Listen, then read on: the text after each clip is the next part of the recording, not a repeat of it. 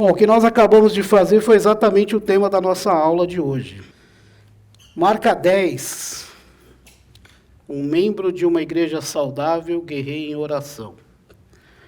Lembrando que a gente está seguindo esse livro. Vamos começar como sempre, com uma pergunta. O que é oração? Falar com Deus. Falar com Deus. Muito bom.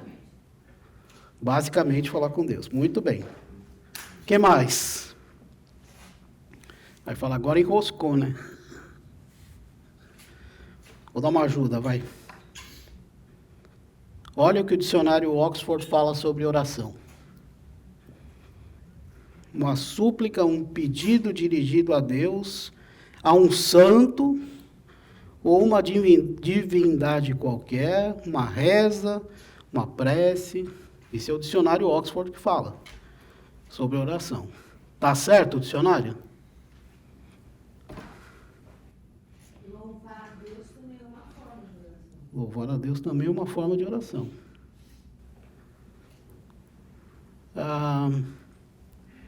Falar com Deus, louvar a Deus, a gente está, de certa forma, falando com Ele, né? Já foi falado também. Achei uma definição bem interessante, uma conversa, bem atual, né? Uma conversa entre você e Deus. E uma definição um pouco mais formal, assim, é um diálogo do crente com Deus.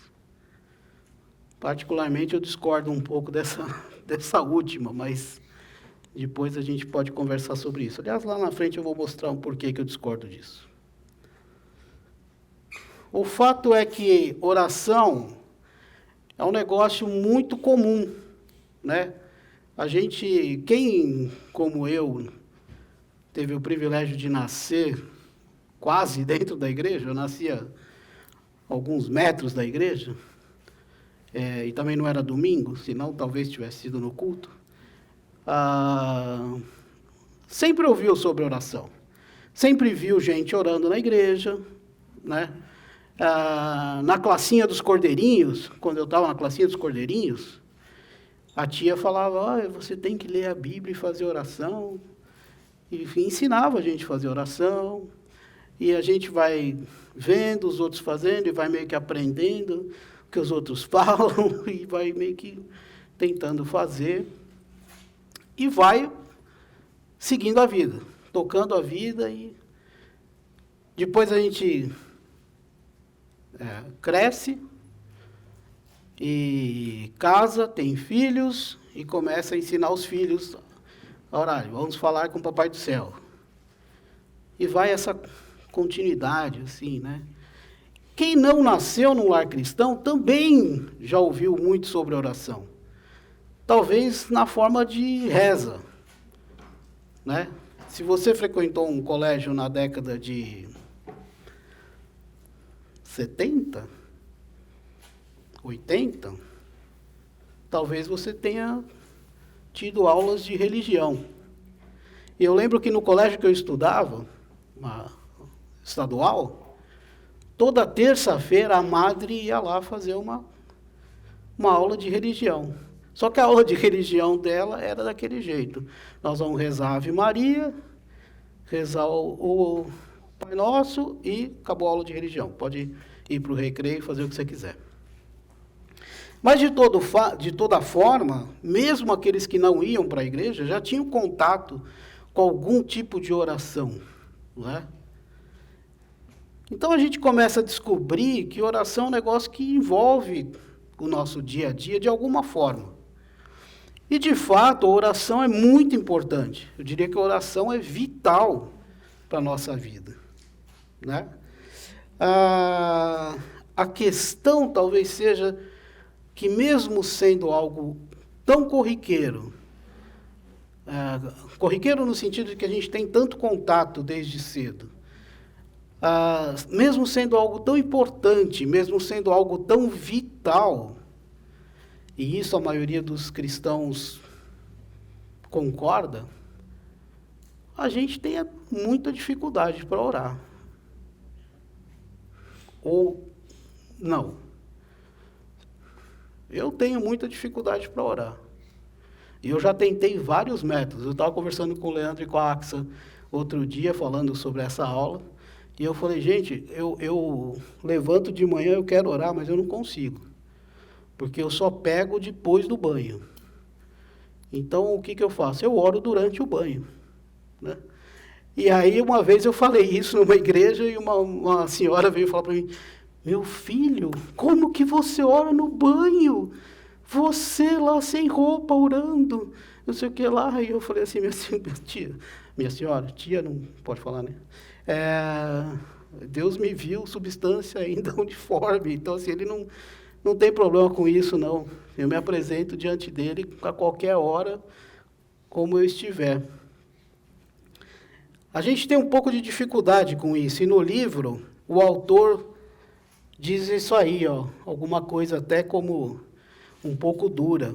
Oração é para os cristãos uma tarefa difícil, um dever sem alegria e, às vezes, aparentemente sem efeito.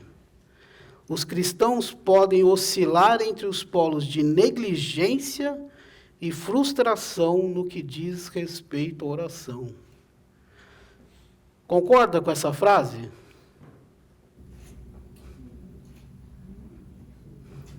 Você pode amanhecer e falar, obrigado, meu Deus. Está falando com ele. Sim, verdade. Você fala de coração, você acordou. Verdade. Você nem acorda. Verdade. Muito, muito bem pensado, muito bem lembrado. Quem mais? Eu acordo dizendo assim, obrigada a Deus por mais um dia de vida, de poder levantar, respirar. Eu tenho os meus hábitos, então de manhã eu acordo falando isso, e eu vou para o escritório e eu vou orando, eu vou escutando louvor, vou agradecendo, e à noite antes de dormir eu também faço oração com os meus filhos. Ótimo. Muito bom. A primeira coisa que eu fazia era pedir. Já acordava pedindo as coisas. Ai, Deus, faz isso, faz aquilo. Aí aprendi que Deus se alegra da gente agradecer. E eu imagino o pai e a mãe também, comparam assim, porque Deus é meu pai. Aí eu falo assim, nossa, os pais da gente fazem tantas coisas pra gente e a gente não agradece. Os pais sentem, né? Então, meu filho nunca fala obrigado, né? Eu acho que Deus também quer ouvir da gente, ter a gratidão em tudo que Ele faz por nós. Ok. Quem mais? Tem uma frase que eu acho que às vezes a gente fala, pelo menos já ouvi, né? Que tem dia que o coração parece que não passa do teto. Então, quando eu vi eu acho que tem a ver com isso. Tem dia que você tem eu já tive essa sensação de que parece que não subiu. Eu, quando falo ali sem alegria ou difícil ou alguma coisa, eu acho que às vezes acontece isso. Não quer dizer que ele não ouve, não quer dizer que não há relacionamento, mas... Eu acho que a oração é uma disciplina que ela acaba sendo muito dependente do nosso estado de humor. E a gente muitas vezes associa a oração, a eficácia da oração ao nosso estado de humor. E a soberania de Deus, a grandeza de Deus. Lembrando que a oração, sobretudo, é a adequação da minha alma, da minha vontade, das minhas expectativas, aquilo que Deus revela para mim nas Escrituras. Sim. Então, eu vejo a oração, sobretudo, primariamente, como uma adequação minha àquilo que está sendo proposto para mim por Deus através das Escrituras. E através das circunstâncias que Ele também usa para me ensinar. Mas, invariavelmente, eu tenho que lutar com essa... Não estou com vontade de orar. Então, não oro. É assim que funciona. É aquela história, você acorda de manhã e fala, não tenho vontade de trabalhar. Não vou trabalhar. Não tenho vontade de pagar a conta. Não vou pagar a conta. Eu gostaria de poder fazer isso. Mas no que diz respeito às disciplinas espirituais, elas são muito regidas pela disposição que eu tenho ou não. Disposição, assim, eu estou com vontade ou não estou com vontade. Me sinto bem para fazer ou não. Então, é aí que eu acho que, nesse sentido que eu creio, que ele descreve a oração como uma tarefa difícil, um dever sem alegria e às vezes aparentemente sem efeito. Porque a gente aborda a oração de uma forma muito antropocêntrica, muito no que diz respeito aos meus desejos, às minhas expectativas, ao que eu quero, E se eu me sinto bem para fazer, e se eventualmente a oração funciona porque eu estou me sentindo bem e estou fazendo. Tem dias que você ora e fala, nossa, parece que eu estou no céu, né? E dias em que realmente a oração você faz, você, cara, alguém ouviu esse negócio? Nem eu me ouvi direito. Nem o vizinho de cima, né? Eu gostaria de sugerir o seguinte, analisar pelo seguinte ponto. Muitas vezes a oração é uma tarefa difícil.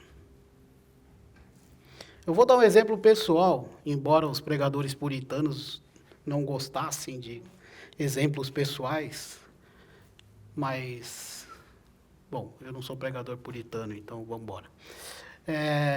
Quando eu descobri que eu estava com um problema renal,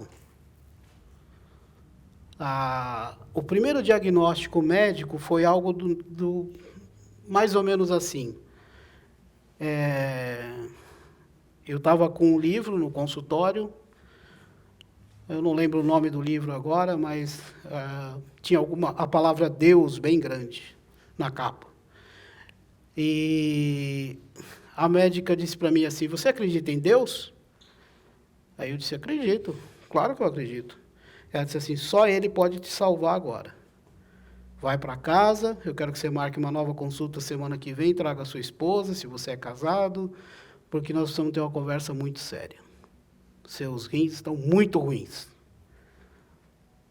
Bom, foi uma oração muito difícil que eu fiz até em casa. Eu parei o carro, comecei a chorar no meio do caminho, porque para mim era difícil aceitar que eu estava com um problema grave e pensar nas consequências daquele problema. Então não foi uma oração fácil de fazer. Sabe, a oração, mesmo que você entenda a soberania de Deus, mesmo que você reconheça que Ele tem poder sobre tudo, orar dizendo assim, Senhor, a minha vida está nas Tuas mãos, porque esse problema não tem muito que ser feito, o médico me deu um diagnóstico muito ruim. Não é uma oração fácil. Pelo menos para mim não é uma oração fácil. Um dever sem alegria. Muitas vezes você também... Cara, não dá para ter alegria. Eu estou orando por uma pessoa que está em estado terminal. Eu estou triste com aquilo, com aquela situação. E eu acho que essas duas coisas, né, são inatas, do nosso sentimento quando oramos também. E Deus conhece isso. Aparentemente sem efeito. Você já orou e... A Elaine falou, né? Orou, parecia que não chegava no teto a oração, né? Você já orou e falou assim, nada aconteceu? Nada aconteceu, nada aconteceu. Acho que já. Agora, o problema que eu vejo é quando ele fala assim que a gente, em virtude dessas coisas, a gente pode oscilar entre dois polos. E aí é que é o problema. É você, por conta dessas coisas, você começar a oscilar entre negligenciar a oração, já que não dá certo, já que não tenho resposta, ou você ficar simplesmente frustrado, porque, poxa, é muito difícil orar, é muito complicado, nessa situação, não. E Deus não ouve mesmo. É complexa a situação. E eu queria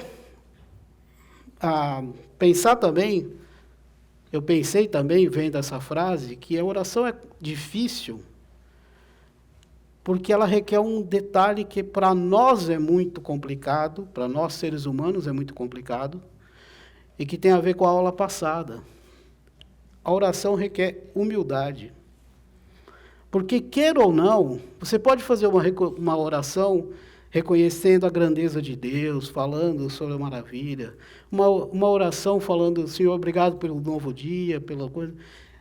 Mas todas elas requerem, em maior ou menor grau, aparente ou não aparente, que você se considere menor do que Deus.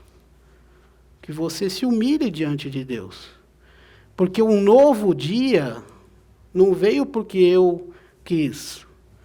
Não veio porque eu gosto, não veio porque eu quis, porque eu sou bom, veio porque Deus permitiu. O sol lá fora brilha, não é porque eu gosto de sol. É porque Deus permite que ele brilhe. E o dia que Deus falar não vai ter sol, não vai ter sol. E pronto. É Ele quem manda, não sou eu. E a oração implica em que você reconheça isso. Seja uma oração de gratidão, uma oração de louvor, uma oração de petição, seja o que for, você tem que reconhecer que Deus é superior e que você é inferior. E isso é muito difícil para a gente. Diga, Udo. Eu ia comentar mais uma coisa que me parece difícil de vez em quando, é quando a gente tem o peso de um pecado que a gente cometeu, quando a gente se sente assim, culpado diante de Deus. Isso também, muitas vezes, é uma coisa que torna difícil a oração, né? Sem dúvida. É o momento mais importante de você chegar diante e acertar as contas para ter uma comunhão de novo. Mas é verdade, é verdade. Você é que aqui o autor ainda está falando de gente que não existe, gente que não tem pecado. Eu queria só falar uma coisa assim, que a gente fala muita coisa automática com Deus, e não funciona. Uhum. Tipo, quando meu filho estava desenganado pelos médicos, tudo, o meu filho falou para mim, mãe, você não acredita em Deus? Eu falei, acredito. Aí ele falou assim, porque o médico só sabe até um tanto, mas é Deus que dá a última palavra. Aí eu fui falar com Deus, porque às vezes a gente não sabe falar o que pedir para Deus, como fazer, porque é Deus quem vai dar o que Ele quiser, Ele vai falar, vai fazer o que Ele quiser. E for melhor. Aí eu fui pedir para Deus como que eu tinha que orar, como que eu tinha que fazer. Aí nisso uma conhecida minha ligou e falou, você já entregou seu filho para Deus? Aí eu falei, lógico, é a primeira coisa. Ela falou, mas você entregou mesmo? Aí eu parei, assim, falei, nossa, como será que é? Aí eu fui entregar. Doeu muito, porque eu estava tirando o meu filho do meu domínio. Uhum.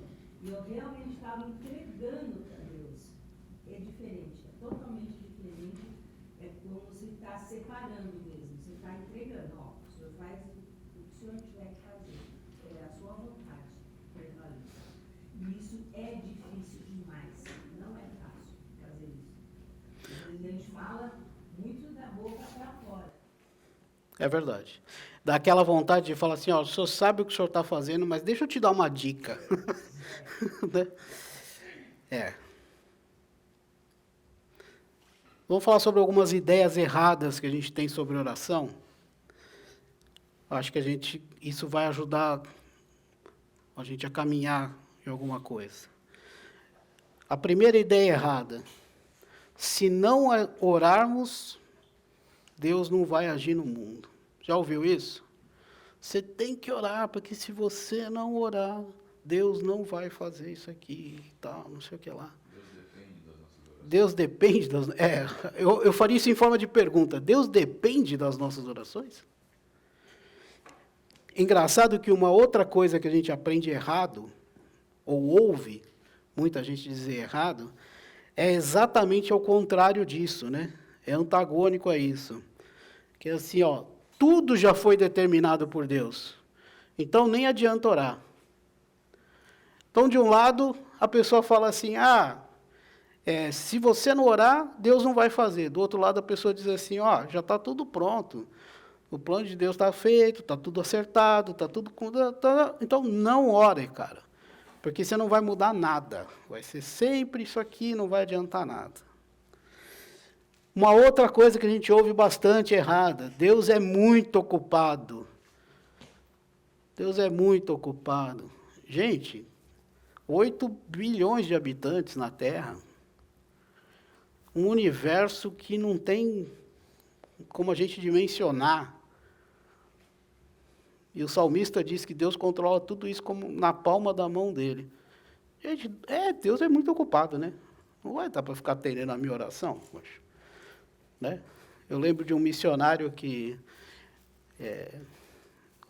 Ele disse que ele missionário nas tribos indígenas, e ele disse que uma vez ele estava no meio da tribo lá e uma índia, uma senhora, chegou para ele e falou assim: por favor, pastor, preciso que você ore. Ele disse assim: claro, minha senhora, o que a senhora precisa que eu ore? Ora pelo meu papagaio. Ele olhou para ela e falou: por quem? Pelo meu papagaio. Ele sumiu.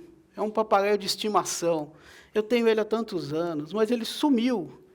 E eu não sei, eu não acho. Não sei o quê, eu estou preocupado, ele vai morrer.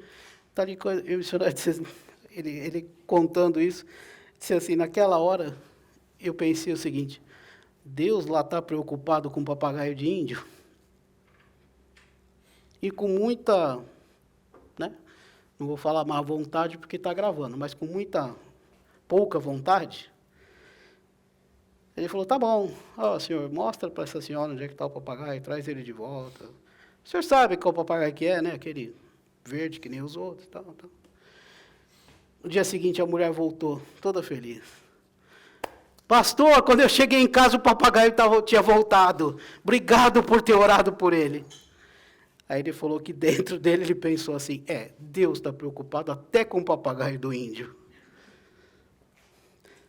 Gente, Deus não é muito ocupado. E Ele ouvirá a minha oração.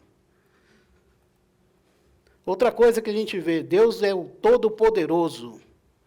Logo, minha oração tem que ser atendida. Né? Já ouviu isso em algum lugar? Você tem direito a... Sua oração tem que ser atendida. Você tem direito à resposta. Deus precisa te responder. E aí abre a Bíblia e fala: porque Ele faz aliança, e se tem aliança, Ele tem que cumprir, vai fazer você, não sei o quê, puxa um pedaço de cada lado, faz aquela coxa de retalho e entrega para você uma falsidade total. Vamos colocar as coisas um pouco nos eixos aqui. Orar não é pleitear uma causa diante de um Deus indisposto. Orar não é simplesmente chegar para Deus, colocar suas petições, os seus agradecimentos, colocar suas necessidades ou suas alegrias, e Deus está lá assim: já acabou? Porque eu tenho mais coisa para fazer. Não é isso. A Bíblia está lotada de informação sobre isso, que Deus ouve as nossas orações.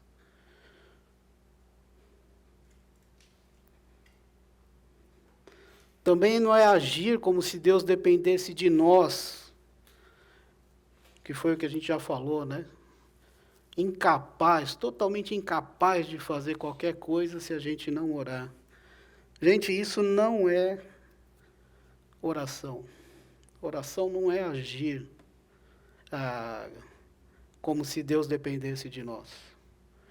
Ao contrário, é como o Gava falou: oração é você se colocar no centro da vontade de Deus, orando, sabendo que Ele tem a melhor opção.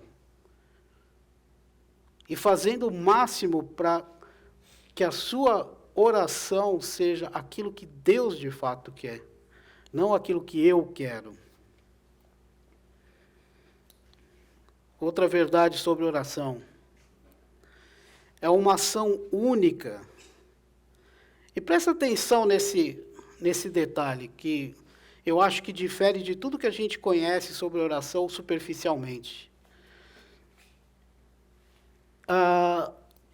É uma ação única em que nós chegamos ao Pai,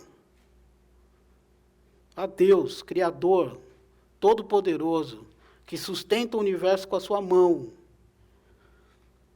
através do nosso sumo sacerdote Jesus, e entramos na sua santa presença como filhos. Você já parou para pensar que quando você ora, você chega ao Deus do universo, ao Deus que comanda tudo, que criou tudo, e fala com Ele? pela morte em Jesus, através da morte de Jesus, você tem esse acesso hoje para falar com Ele? Já te chamo, Marcelo. É ficar diante do Deus Criador de tudo, soberano, e falar diretamente com Ele. Se isso não é algo maravilhoso para nós, eu não sei o que é maravilha. Outra verdade sobre oração. Orar de acordo com a sua vontade, ou seja, com a vontade de Deus, que a gente já comentou, é pensar os pensamentos de Deus à maneira de Deus. Você viu aí que o irmão Graham que falou isso, né? Portanto, não se trata de mudar ou de ajudar a Deus. Não vou dar um jeitinho para Deus. Não vou dar uma mãozinha para Ele. Sabe, eu não sou secretário de Deus para ficar lembrando Ele de algumas coisas. O senhor precisa agir lá naquele negócio, o senhor esqueceu, hein? Esse aqui, o senhor esqueceu disso. Então, não é isso. É uma oportunidade de se envolver diretamente com o que Deus está fazendo no mundo. Quando a gente ora por missionários, por missões, quando a gente ora pela igreja, quando a gente ora pelos perseguidos, a gente tem uma oportunidade única de se envolver diretamente com aquilo que Deus está fazendo. Ou como disseram, a gente está se envolvendo diretamente com os negócios de Deus. Com aquilo que Deus tem como plano e aquilo que Ele está realizando.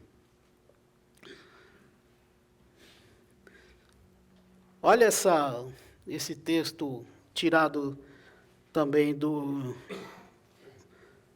um artigo que o Graham escreveu.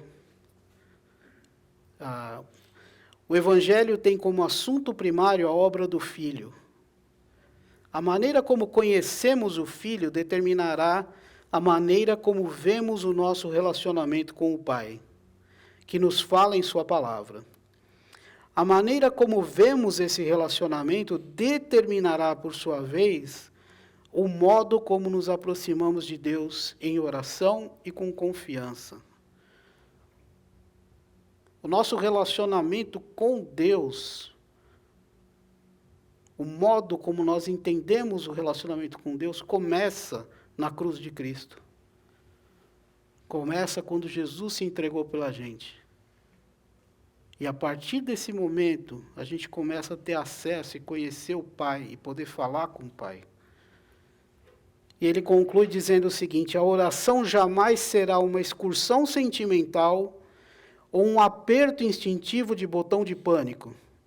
Também não será a presunção direta, a presunção de um direito inato para exigir a atenção de Deus.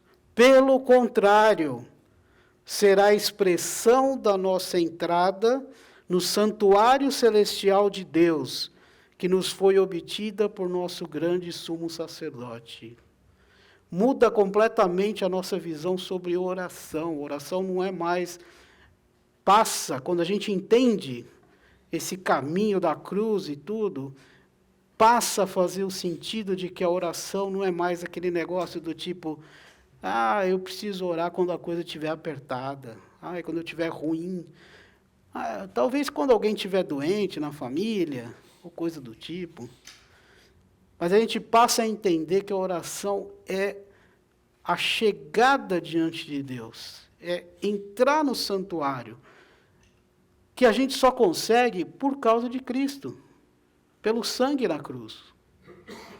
A Bíblia diz isso claramente. Agora tem a parte que o Udo tinha falado. Slide 25. Uma oração pode também não ser respondida? Veja, Tiago diz que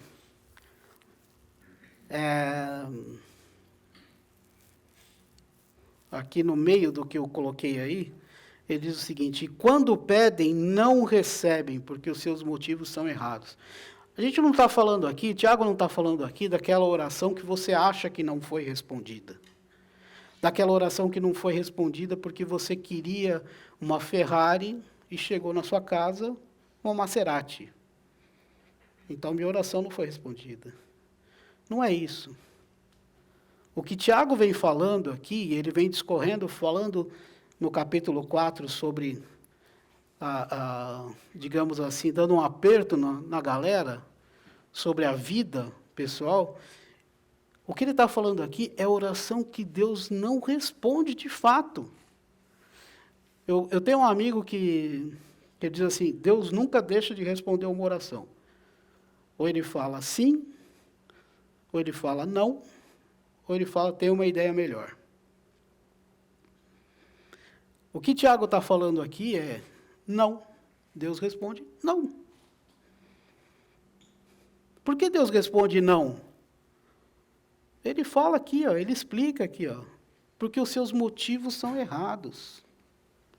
Você já pensou se Deus fosse aquele... Gava, você que é o cinéfilo da equipe, o Todo-Poderoso. Tem uma cena lá que ele recebe por e-mail, né, as orações, né?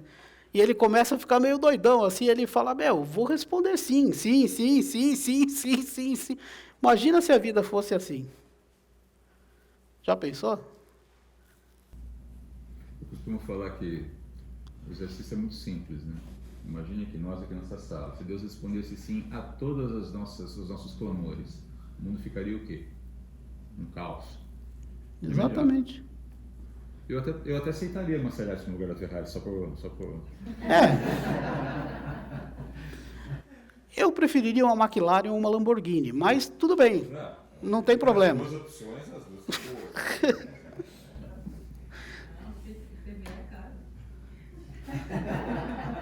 É que aí aqui você ora para ganhar já com isenção de IPVA, né? Isenção de IPVA, um suprimento de combustível...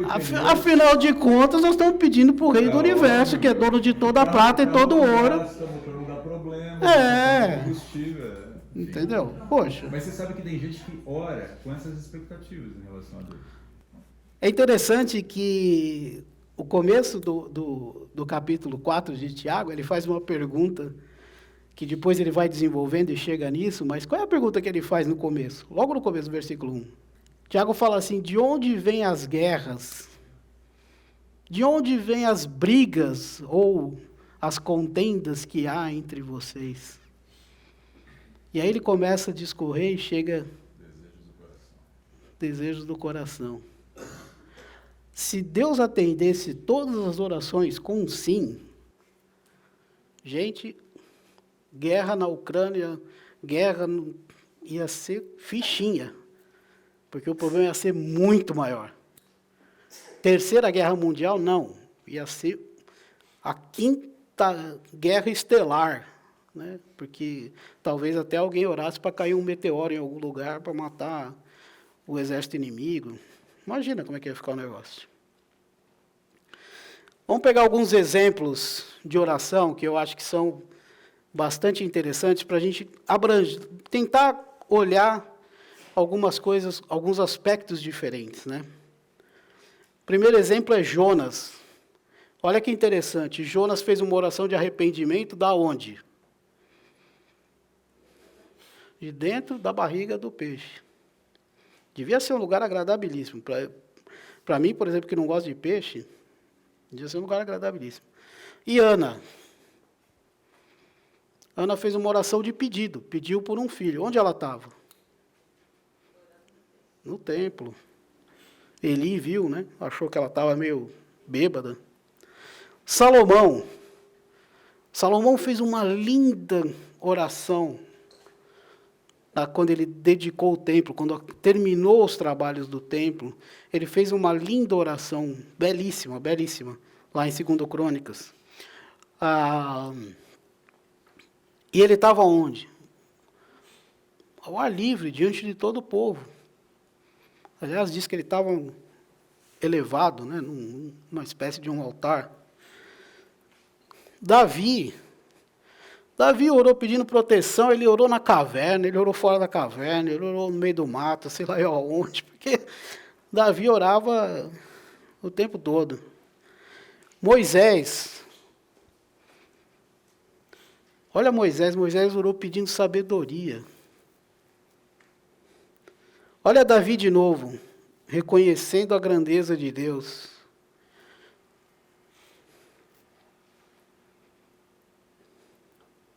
No Novo Testamento, alguns exemplos para a gente. Enquanto aguardavam a descida do Espírito Santo, prometida quando Jesus subiu aos céus, depois da morte e ressurreição, Atos capítulo 1, diz que os discípulos estavam lá orando. Eles se fecharam no cenáculo, ou no andar superior, de uma casa, provavelmente, e estavam lá orando, aguardando a descida do Espírito Santo. Olha os primeiros cristãos, quando começa a igreja, efetivamente, 3.000 convertidos na pregação de Pedro, não sei o que lá, Atos 4, depois Atos 2, Atos 4 e Atos 12, vai sempre mencionar que eles estavam onde? Juntos, orando. Estevão é um daqueles caras que, não vou nem falar que serve de exemplo para nós, porque é difícil de seguir. Ele estava sendo apedrejado por ter falado de Cristo, por ter falado do Evangelho. Tiago tinha acabado de ser decapitado. Nós vimos na aula passada, Herodes tinha mandado cortar a cabeça de Tiago. Em Atos 7 diz que Estevão, enquanto estava sendo apedrejado, ele orava. Orava por quem? Por quem estava apedrejando ele. Você já imaginou? Senhor, tem misericórdia desse que jogou essa pedra, acertou meu olho. É isso que Estevão estava fazendo. E Paulo e Silas? Em Atos 16, orando, presos. Já tinham apanhado, já tinha acontecido um monte de coisa, né? Chicoteado. Estava lá na prisão, os dois. Atos 16 diz que eles estavam orando. E muitas vezes a gente vê essas narrativas bíblicas e a gente fica impressionado, né? Porque teve um terremoto, abriu a cadeia, eles saíram. É muito coisa. Mas eles estavam fazendo o quê lá? Eles estavam orando antes do terremoto abrir cadeia e tal e coisa. Eles estavam em oração. Alguém falou? Uma oração que eu acho que Deus não ouve é aquela oração que a gente terceiriza um problema, por exemplo. A Bíblia fala para a gente orar uns pelos outros. Sim. Mas às vezes a gente pede para Deus para fazer algo pelo irmão, sendo que a gente mesmo podia fazer. Eu acho assim, nosso Deus é o Deus do impossível, então o que é possível eu faço. E muitas vezes a gente acaba achando que a oração anula a ação. Então, às vezes eu tenho que ajudar uma pessoa, a pessoa pede para que eu ore por ela. E eu tenho condições de ajudar, só que aí eu terceirizo e peço para Deus. Eu acho que essa oração, Deus não age, por quê?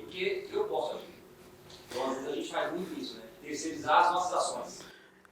A gente é campeão em fazer isso, né? Terceirizar. Aliás, eu sempre brinco lá em casa que eu digo o seguinte, a serpente só não terceirizou o pecado porque não tinha mais ninguém. Né? Porque quando Deus chegou para Adão, ele falou, foi Eva. Quando chegou na Eva, ela falou, foi a serpente. A serpente olhou para trás e falou, põe a culpa em quem agora? Então, desde o Éden, a gente terceiriza tudo, né? Exceto o que faz bem para a gente. Né? Aí a gente quer. Tem razão. O que eu posso fazer um pastor que já esteve, inclusive, aqui com a gente, o Simval Júnior, ele diz uma coisa, que Deus faz a parte dele no milagre. E se você olhar os milagres feitos por Deus, muitas vezes tinha a parte humana. Né? Quero lembrar, estou pensando aqui agora em Pedro andando sobre as águas. Tinha a parte divina. Foi um milagre. Né? Vamos começar pelo seguinte, foi um milagre. Né? Ninguém sai andando em cima da água, a não ser com uma prancha de surf. Né? Mas aí não anda, surfa. Né? Ou com uma prancha de windsurf, ou com um barquinho, alguma coisa assim. Mas andar, ninguém anda. Eu já tentei e afundei. Me disseram que era porque eu era gordo. Eu acho que não. Mas assim, Pedro, quando falou assim, agora eu vou fazer a minha parte, continuar andando pela minha parte, quando ele olhou para a tempestade e tal, o que aconteceu com ele? Ele afundou. Só que assim, ele teve que ter a parte dele quando Jesus falou assim, então vem aqui. Então ele participou do milagre com Jesus. Jesus falou, eu vou fazer você andar, mas assim, primeiro você vem aqui. E muitas vezes eu acho também que Deus fala para a gente quando a gente tenta terceirizar. Eu penso naquela frase de Jesus, vais tu e faze o mesmo.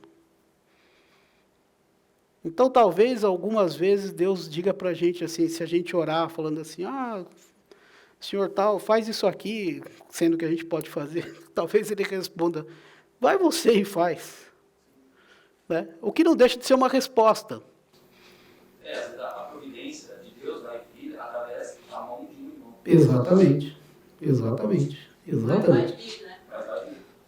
Se eu não for o participante, ele vai fazer de qualquer forma. Sim. Mas quem vai perder a oportunidade de abençoar uma vida sou eu. Né? Então, a minha relação na oração com Deus vai ter problema, porque a solução do meu irmão vai ser dada. Pela mão de outro, talvez. Exato. Deus não perdeu o controle. Essa é Exemplos de Jesus. Bom, Jesus, enquanto estava sendo batizado por João Batista, a gente lembra que ele foi batizado e uma voz, o Espírito Santo desceu em forma de uma pomba, uma voz disse, esse é meu filho amado. Então, mas tem um detalhezinho lá no meio disso tudo que Lucas fala, que é enquanto orava, desceu a pomba. Jesus orou no deserto. Lembra quando ele foi tentado? 40 dias e 40 noites no deserto e tal. Ele estava orando. Jesus orou antes de escolher os 12. Orou por cada um antes de fazer a escolha. E vamos combinar, né? Você acha que Jesus não poderia ter escolhido sem orar, porque ele já sabia?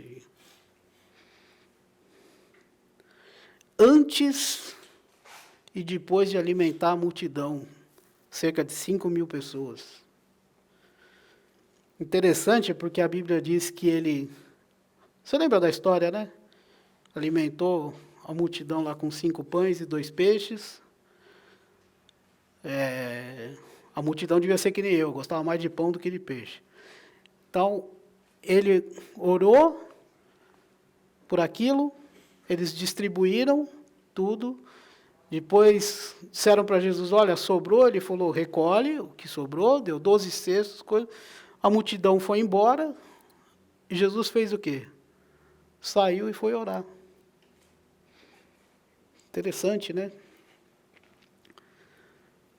Jesus orou pelas crianças. Lembra daquela situação que os pais chegaram pedindo para ele orar pelas crianças, e os discípulos disseram, não incomoda.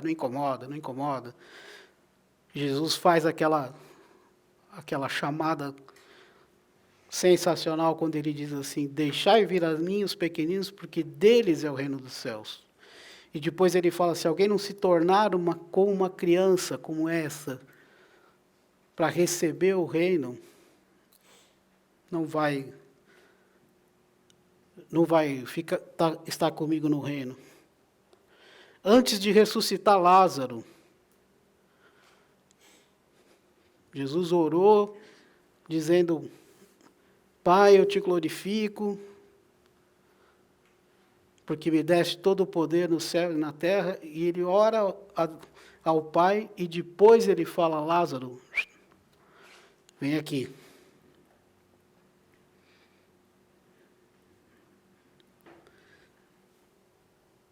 Além disso, Jesus fez uma menção ao profeta Isaías, que nos remete à necessidade, à força, à intensidade e à necessidade de oração. Olha o que ele fala. As Escrituras declaram, e quando ele fala as Escrituras declaram, ele está especificamente falando de Isaías 56, versículo 7. Quando ele diz assim, o meu templo, a minha casa, em outras versões, será chamado casa de oração para todos os povos. Isaías, quando falou isso, já estava profetizando que a salvação de Deus viria para além dos judeus. Ele fala para todos os povos. Isaías declara que Deus dizia que ele ia reunir os povos e que teria um lugar comum de adoração. Eu tendo a achar, e aí é só uma tendência minha, que inclusive isso tem uma referência ao templo futuro, a quando nós teremos acesso a Deus, onde nós poderemos adorá-lo o tempo todo, né? Mas isso é uma outra história, Apocalipse é uma outra história, que é complexa. George Miller foi um pastor, foi um missionário, foi como é que se diz? Um acolhedor de órfãos, cuidou de, segundo as contas, chegaram a, acho que 300 mil órfãos. Mas George Miller tem uma história muito interessante. Ele sempre foi conhecido pela força dele em oração, pelo tempo que ele gastava em oração. E tem uma passagem conhecida dele, muito interessante, quando ele está com 300 órfãos, e ele, no café da manhã, ele não tem nada para oferecer para os órfãos. E ele senta-se à mesa e agradece pelos alimentos que eles vão comer. Diz a história que ele estava agradecendo quando bateram a porta, e quando ele abriu era um padeiro, dizendo assim, olha, eu acordei às 2 da manhã hoje, com uma tremenda vontade, ou com um ímpeto de fazer mais pães do que o normal e trazer por orfanato. E levou uma quantidade enorme de pães por orfanato. George Miller continua orando pelos alimentos, já agradecendo, batem a porta de novo, e ele abre, é um leiteiro, que diz assim, olha, minha carroça quebrou aqui perto e o leite vai estragar. Então, por favor, dê para as crianças o leite, porque eu não tenho como levar o leite para a cidade para fazer. E George Miller agradece pelos alimentos sem ter nada, e termina agradecendo, começa agradecendo pelos alimentos sem ter nada, e termina agradecendo tendo alimento para todo mundo. Tem uma outra passagem também muito interessante dele, quando a esposa dele morreu. Porque alguns disseram que um homem que viu tantas orações serem respondidas, agora estava diante da esposa que estava morrendo e não conseguia ter resposta de Deus pela cura dela. E George Miller responde o seguinte, Se Deus entender que o melhor para a minha vida é que ela seja curada, Ele vai fazer isso. Se Deus entender que o melhor para a minha vida é que ela vá morar com Cristo, eu recebo isso também. Note que não é uma oração do tipo, não é uma frase centralizada no eu, mas centralizada na vontade de Deus. Dependente totalmente da vontade de Deus. É óbvio, ele declarou que o coração dele estava sendo partido quando ele estava vendo a esposa morrer. É óbvio que ele poderia ter falado, é claro que eu quero que ela sobreviva e que ela melhore, que ela seja curada. E a gente faz isso também. Nada de errado em a gente pedir a cura de alguém. Mas o foco é que ele disse assim, se Deus entender que é melhor. Não o que eu entendo que é melhor, mas o que Deus entende que é melhor. George Miller, 1800, vou puxar para alguém mais perto de nós. Não dá muito bem para ver a foto, mas essa é Dona Esther Duarte Costa. Não sei se vocês conheceram. Ela partiu para estar com Cristo em 2009. Dona Esther foi missionária da APEC por 45 anos, trabalhando com evangelismo de crianças. Dona Esther é mãe da Suzy, que ministra louvor com a gente aqui de vez em quando. Domingo que vem vai estar com a gente, se Deus permitir. E uma vez conversando com a Suzy, nós tivemos a oportunidade de, pela graça de Deus, conhecer Dona Esther, seu Josué, a família toda, e conviver com eles por um tempo. E uma vez a Suzy me falou uma história que eu achei hilária, a Dona Esther. Ela falou assim, você não acredita. A minha mãe ora no carro para ter uma vaga de estacionamento no shopping, quando eu convido ela para ir almoçar no shopping. Ela vai de casa até o shopping orando por uma vaga no estacionamento. E ontem eu falando com a Suzy disse assim, olha, isso é um dos aspectos da minha mãe. Mas o que mais marca a minha memória é minha mãe de joelhos, todas as manhãs tendo tempo com Deus. Bíblia aberta e oração. Deixa eu correr aqui. Bom, essa não dá para ver mesmo, mas a intenção era mostrar meu pai. Eu vi meu pai muitas vezes de joelhos, orando, e hoje em dia ele não ajoelha mais, até pela idade e pelos joelhos. Uma das gatinhas dele, ele tem 3, uma das gatinhas dele fica do lado dele enquanto ele está orando agora. Então ele falou que a gatinha está aprendendo a orar também. Rapidamente, vamos olhar para alguma coisa. Quando devemos orar? O tempo todo. Romanos fala em não parar de orar. Tessalonicenses, em 1 Tessalonicenses, Paulo fala, nunca deixe de orar. Colossenses fala, dediquem-se à oração. Quando eu devo orar? O tempo todo. O tempo todo. Qualquer situação. Faz como a Dona Esther, está no carro, ora pela vaga no estacionamento. Ora por aquele cara que te fechou, difícil, mas vai. Como que a gente deve orar? Controlado pelo Espírito, no Espírito. Romanos 8, 15 a 17 diz que Deus nos deu um Espírito que habita com o nosso Espírito, que conversa com o nosso Espírito e que testifica com o nosso Espírito que nós somos filhos de Deus. Não é aquela oração do tipo cheio de coisas, de sinais e maravilhas e palavras. Não é isso que eu estou falando. Eu estou falando de orar centrado no Espírito, sabendo que o Espírito faz o papel de interceder por nós diante de Deus, porque nós não sabemos orar como convém. Paulo fala isso. E pelo que devorar? Bom, aí nós vamos ter uma lista enorme aqui que eu vou passar rapidinho. Olha só. Você deve orar por você? Tem aí uns bons motivos para você orar por você. Você deve orar confessando o pecado. A gente deve orar podemos orar pelas nossas mágoas, pelas nossas feridas, orar pelo nosso crescimento espiritual, Orar para sermos humildes, para sermos ensináveis.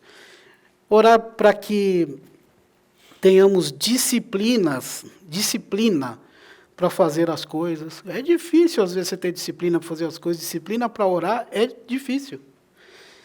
Para resistir à tentação, pelo testemunho que a gente dá pelas outras pessoas.